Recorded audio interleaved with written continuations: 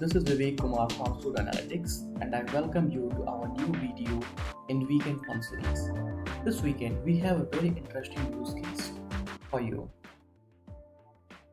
In this video, we will demonstrate a simple solution using Python data functions and Spotfire to build a basic SQL editor that will allow querying a Spotfire data table using SQL syntax.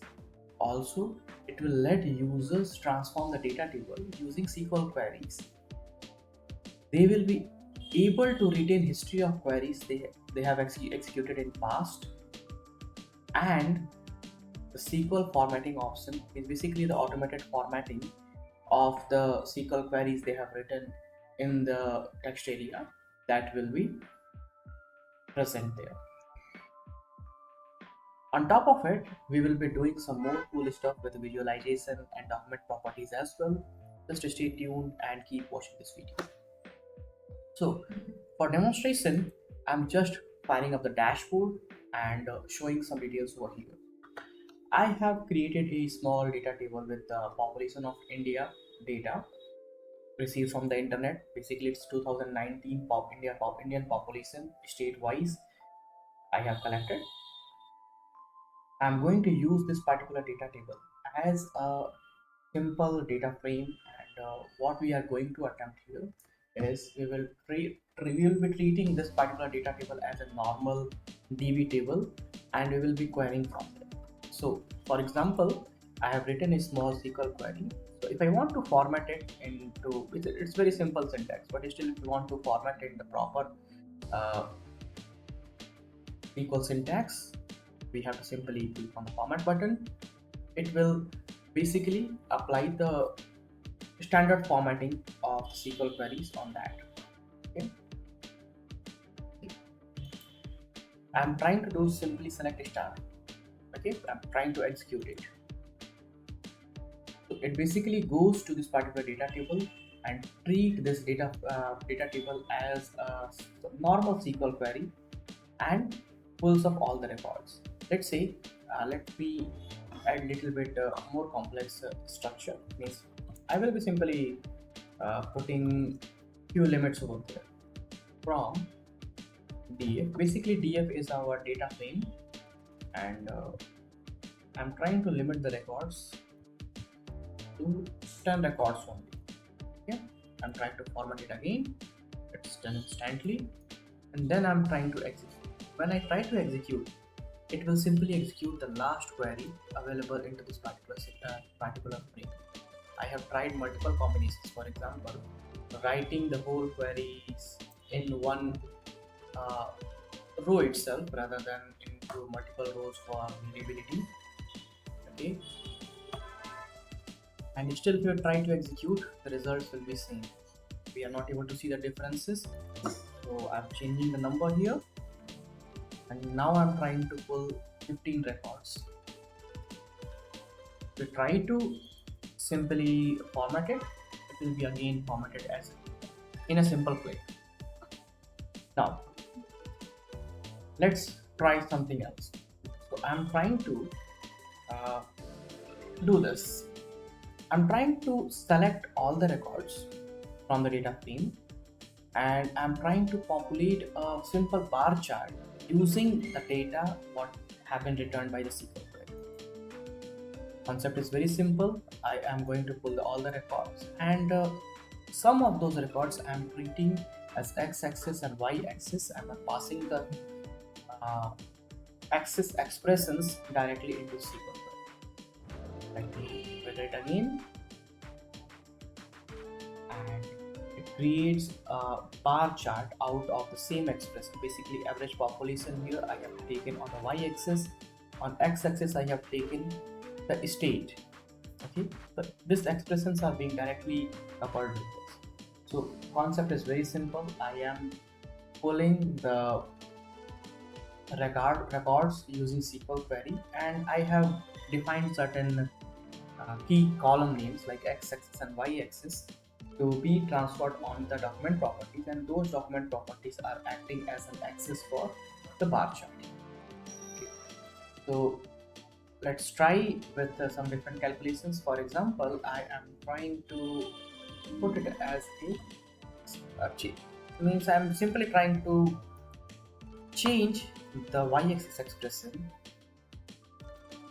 to something different. Okay? I'm putting it total population. Our data table is very simple and we do not have much value to demonstrate right now, but still it is sufficient to show the difference, like yes, our expressions are actually changing. So what we are changes we are expecting is total population will be y-axis for this chart, and it will be using sum of population rather than regular average. Okay. Also, I just want the population of the states whose population is less than, let's say, 1 lakh. Okay, so I'm putting a where clause here where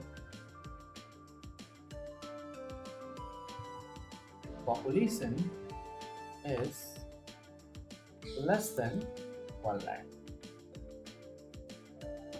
Okay, let me format it and execute that. So we got just one state whose population is less than 1 lakh. Okay, let me raise the bar a little bit higher, roughly 2,30,000. Still, so 3,30,000. Now we got two different states, Ladakh and Lakshadweep, which have population in the range specified here. Let's say we want little bit different results, where the name of states, okay, like they should be starting from letter U. Okay,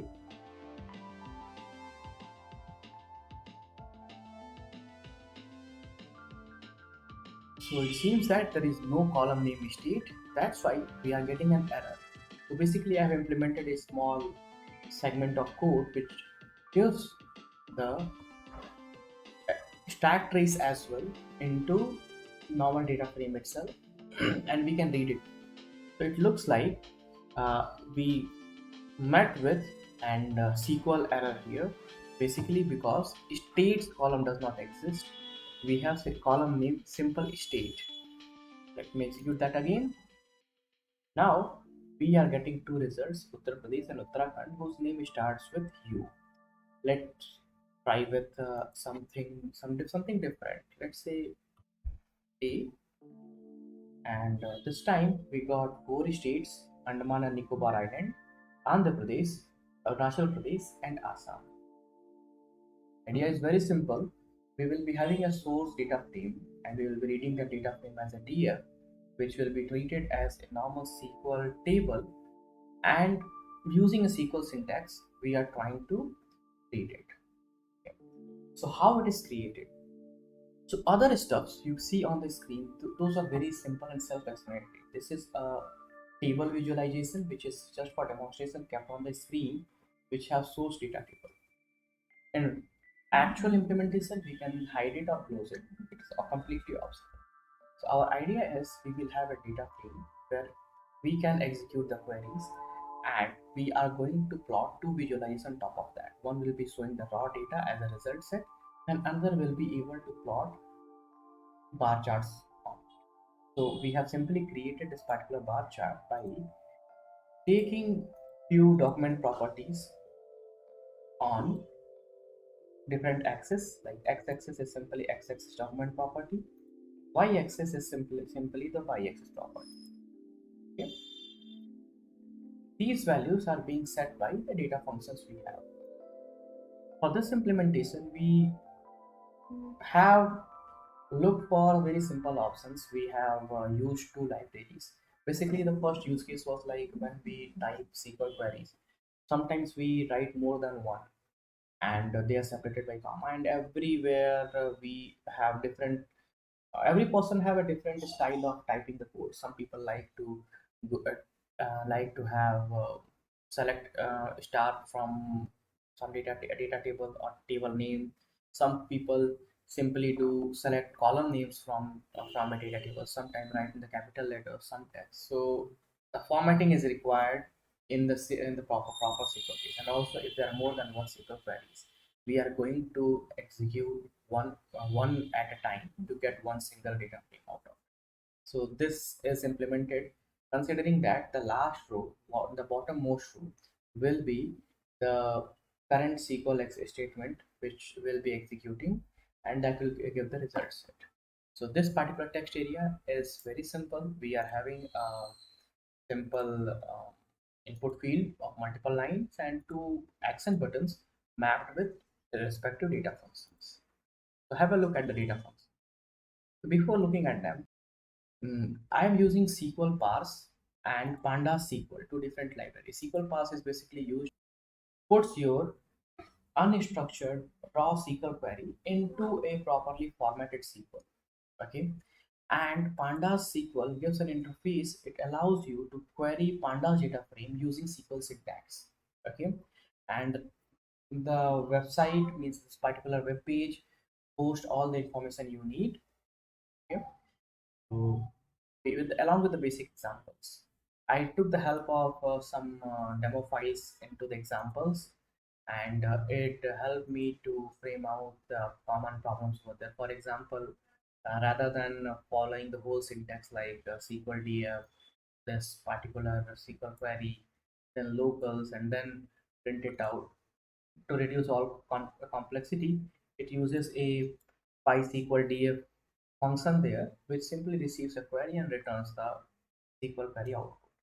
Okay, so that was the part which have been taken from the internet after a little bit research there. And switching back to the Spotfire, let's have a look at the data functions. Okay, so we have two data functions. One is SQL formatter and one is SQL execute. SQL formatter is very basic script. It simply instantiates SQL parse, and then what we have a formatted means we are instantiating statements from the input SQL. Raw is the input SQL string, basically the whole content of this particular text input, and then it splits into the multiple statements which is stored into the statements object. Then we are having a string object named formatted, which will be simply taking the formatted output of the SQL queries, not formatted output, basically the formatted syntax form, properly formatted SQL queries into a strings and concatenate them by new line characters so that they will look like this kind of well formatted SQL. And that's all. Basically, formatted is an output parameter as well.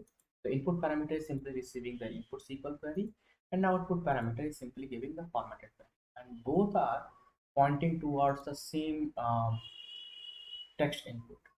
It raises a small warning saying that cyclic dependency, but we know what we are doing because we are taking input from the same place and writing output at the same place, and it doesn't have any issue. Only thing to consider here is while we trigger it, we simply need to uncheck this refresh function automatically. Otherwise, it will be in the cyclic loop, and like same function will be acting as a trigger and result. So it will be continuously being uh, triggered in a loop. So that's the main purpose of stating clearly that it has a cyclic dependency. So we have to be careful while using it. Other stuff, SQL execute. This particular data function is very simple. So let's go through it. So as usual, I'm simply using the Pandas SQL library as SQLDF. Okay, means importing SQLDF module of Pandas SQL library. I'm using pandas because basically will be interacting with the pandas data frame. We are using SQL parse so that in case someone is just trying to execute unstructured query itself, we should be able to identify the proper proper SQL to be used for current execution. And traceback I have used to do some error handling and give the traceback of the error into a data frame. So Basically, here as well, I'm taking raw as SQL query input, and I'm trying to split it into multiple statements. And what we need to format the last statement itself. Means basically -1 shows that the bottommost query here. So in case we want to have to redesign this particular approach to execute just the first one or a specific index, we can play around with this code and change the index to 1, 0, -1, anything. Okay. So I have just kept this print df for debugging purpose. It is not required. We can simply comment it out. SQL df basically picks up the um, default available data frames in the code directly.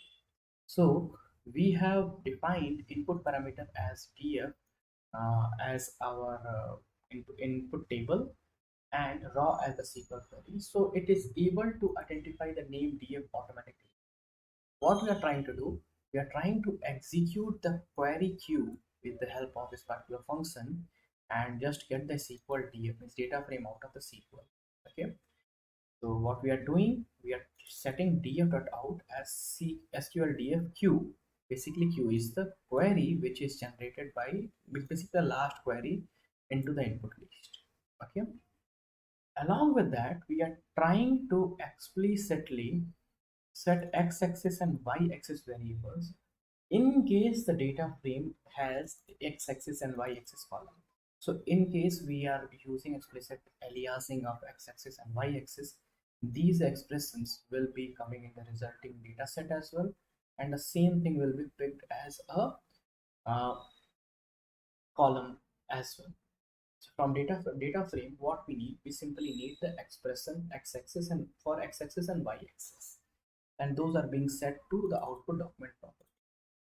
In case they are not set, it will simply not raise any kind of error. It will set x-axis and y-axis to null so that this visualization will become empty.